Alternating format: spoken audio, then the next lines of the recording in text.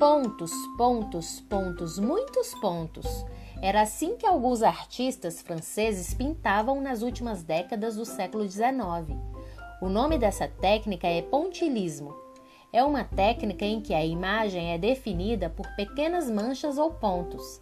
Essa técnica também pode ser chamada por outros nomes, como, por exemplo, pintura de pontos, cromoluminarismo, neoimpressionismo, pós-impressionismo, como é mais conhecida. Mas por que neoimpressionismo ou pós-impressionismo? Porque ela tem uma relação direta com o impressionismo. No impressionismo, o artista saiu do estúdio, deixou de lado aquele rigor técnico do realismo, em que ele tinha de pintar uma obra perfeita, que muitas vezes era produzida por meses ou até mesmo em anos de trabalho, cheio de preocupação com a técnica, com a perspectiva e com o sombreado.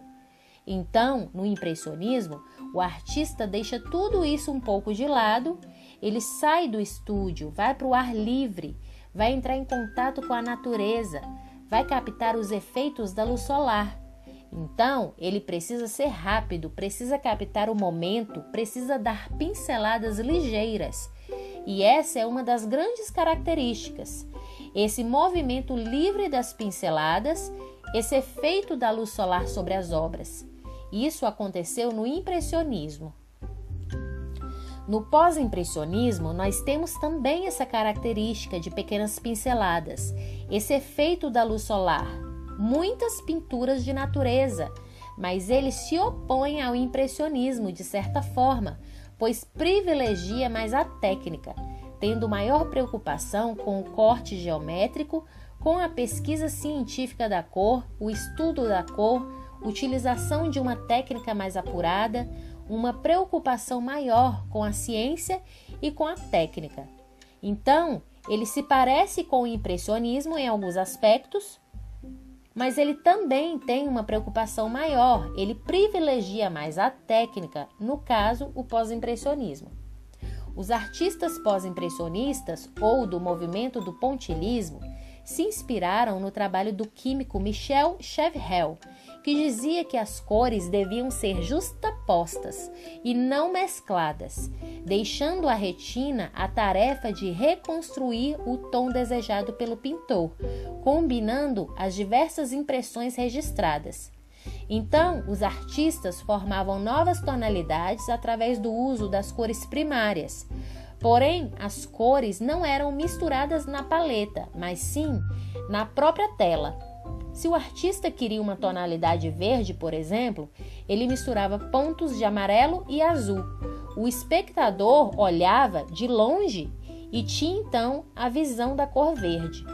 Quando observamos a imagem bem de pertinho, percebemos esses pequenos pontos, mas à medida em que nos afastamos da imagem, percebemos a figura completa e não mais fragmentada.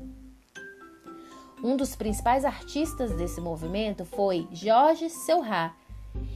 Entre 1884 e 1886, ele pinta sua principal obra, chamada Domingo à Tarde na Ilha de Grande Jatte. Essa foi uma obra muito conhecida, que foi o marco do movimento do pontilhismo.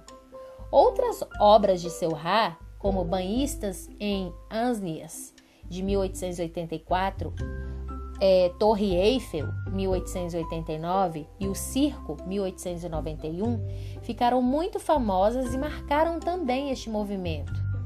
Outro grande artista, precursor também do pontilhismo, Paul Signac, formou junto com Seurat a Sociedade dos Artistas Independentes. Signac tinha grande paixão por barcos. Dizem que ao longo de sua vida teve em torno de 30 deles. Ele adorava passear, estar em meio à natureza, viajava e tudo isso serviu como grande inspiração para sua obra, pois grande parte de suas pinturas possui como tema barcos, portos e cenas do mar. Uma obra muito interessante de Paul Signac é o Retrato de Félix Fénéon, de 1890, onde podemos observar muitos detalhes grande riqueza e perfeição em uma técnica bastante apurada. Muitas outras obras do pontilhismo chamam bastante atenção pela técnica, por serem diferentes, e com certeza esse período marcou muito a história da arte e os movimentos artísticos em geral. Até hoje, alguns artistas ainda pintam utilizando esse estilo. Bom, por hoje é só. Beijinhos e tchau, tchau!